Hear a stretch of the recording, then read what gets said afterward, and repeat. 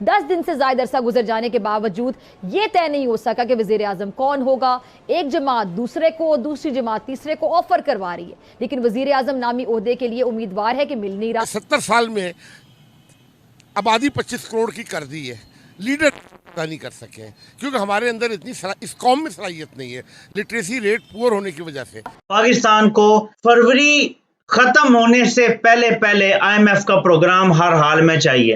End of March तक हमने 8 अरब dollar अदा करना है कर्जों की मद में। अरबों खरबों डॉलर आप इनसे लूटा हुआ निकलवा सकते हैं, आपको जरूरत ही नहीं IMF से कर्जे लेने की। स्टेट बैंक को वापस लेना जरूरी है। स्टेट बैंक जो इमरान ने कवानीन बना के स्टेट बैंक दे दिया था, अब ये स्टेट बैंक पाकिस्तान की तबाही का सबसे बड़ा जिम्मेदार है। इसी की वजह से डॉलर काबू में नहीं आ रहा है, इसी की वजह से पाकिस्तान मुकम्मल तौर पर एक फाइनेंशियल अनार्की में है, इसलिए कि स्टेट बैंक IMF के पास है। IMF गीता गोपीनाथ के पास है, वो एक हिंदू औरत है जो पाकिस्तान की इकोनॉमी चला रही है। चड्ढा समझाओ इसे, समझाओ। मुल्क को इस वक्त अगर मैं कहूँ कई चैलेंजेस दरपेश हैं और उनमें से जो सबसे अहम है, नुमाया, वो मईशत का चैलेंज है कि मईशत को कैसे बेहतर करना है और नई आने वाली हुकूमत को जो माशी चैलेंजेस हैं वो क्या क्या हो सकते हैं। IMF से मुआहदा भी हमारा मुंतज़िर है, यानी सख्त तरीन फैसले भी मुंतज़िर हैं। अब ये कितनी बदकिस्मती की बात है कि जिन लोगों ने हमें इस मुकाम पर पहुंचाया, इंक्लूडिंग इमरान खान, नवाज शरीफ, जरदारी, ठीक, आज वही लोग हैं इलेक्ट होकर आए। हम क्या बेहतरी की आप उम्मीद करेंगे। जय हिंद दोस्तों, स्वागत है एक और वीडियो में। मैं हूं शैलेश। दोस्तों, पाकिस्तान में इलेक्शन तो हो गए, लेकिन सरकार अभी तक किसी की भी नहीं बन पाई है और इस बात की भी गारंटी नहीं है कि किसकी सरकार बनेगी। लेकिन इस बात की गारंटी ज़रूर है कि पाकिस्तान की जनता को सरकार किसी की भी बने, राहत तो नहीं मिलने वाली है। तो चलिए वीडियो में आगे बढ़ते हैं, वीडियो को पूरा देखते हैं। लेकिन वीडियो देखने से पहले अगर आप चैनल पर नए हैं तो चैनल को प्लीज़ सब्सक्राइब जरूर कर लीजिएगा और बेल आइकन को भी दबा लीजिएगा ताकि मेरी आने वाली सारी वीडियो का नोटिफिकेशन आप लोगों को मिल सके।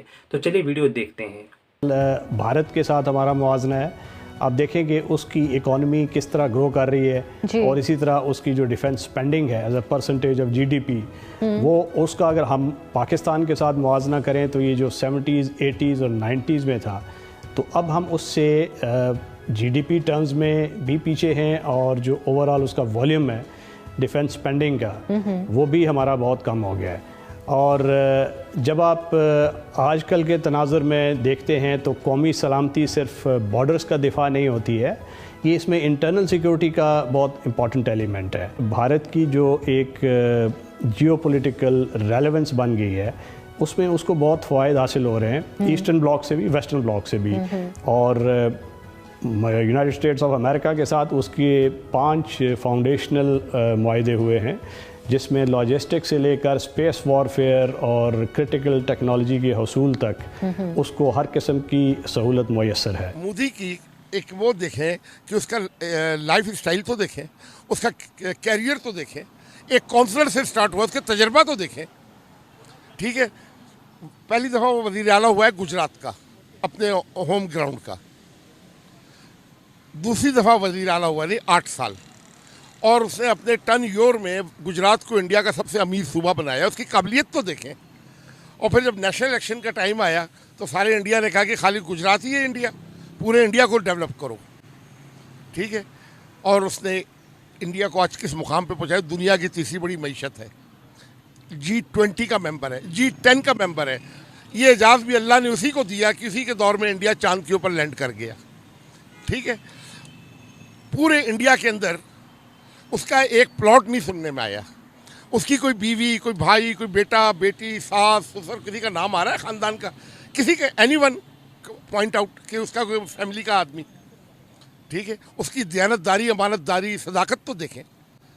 ठीक है, तो जिस मुल्क को इस तरह के सरबराह मिलेंगे तो मुल्क तो ऑटोमेटिक रेस करेगा। वजह ये कि इंडिया की अवाम बहुत शऊर वाली है, तालीम याफ्ता अवाम है। क्या इससे जो हम सियासी एक इस्तेहकाम की उम्मीद कर रहे थे जिसके साथ मुआशी इस्तेहकाम जुड़ा हुआ है, फिर IMF का जो मामला है वो अब भी आपके सामने है कि मार्च में ये भी है, तो ये क्या कोई हुकूमत जो लेने के लिए तैयार नहीं हो रहा है, इनको चैलेंज नज़र आ रहा है इसलिए कोई भी उसको जिम्मेदारी लेने के लिए तैयार नहीं हो रहा। ये यानी अब जब नया मुआहदा जब होता है IMF से, तो वो सर पे खड़ा हमारा मुंतज़िर है, तो हमने देखा कि सख्त फैसले लेना ज़रूरत बन जाती है किसी भी सिटिंग गवर्नमेंट की।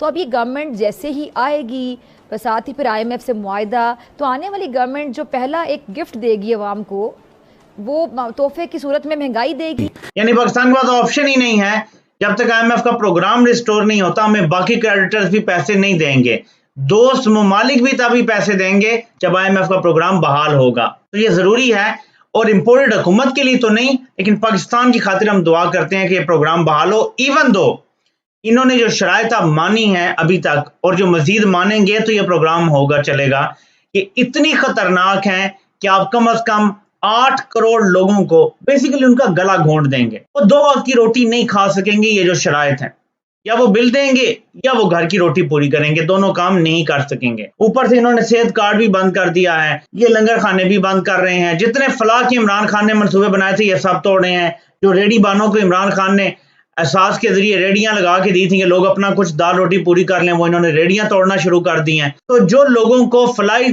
कामों के जरिए फायदा पहुंचाने की कोशिश थी वो भी तबाह कर रहे हैं। ऊपर से सख्त तरीन IMF का प्रोग्राम अगर बहाल भी हो जाता है, गरीब तो गया। इस मुल्क में गरीब और लोअर मिडिल क्लास तो गया, तबाह हो गया बिल्कुल। तो while the whole world is watching कि पाकिस्तान में किस तरह पॉलिटिकल क्राइसिस डीप होते जा रहे हैं, साथ साथ IMF से डील करने में भी इनकी पॉलिटिकल विल नहीं नज़र आती। बिकॉज जहाँ पॉलिटिकल इंस्टेबिलिटी होती है वहाँ पे तो लेंडर्स जितनी मर्जी अपनी बात मनवा लें वो कम है।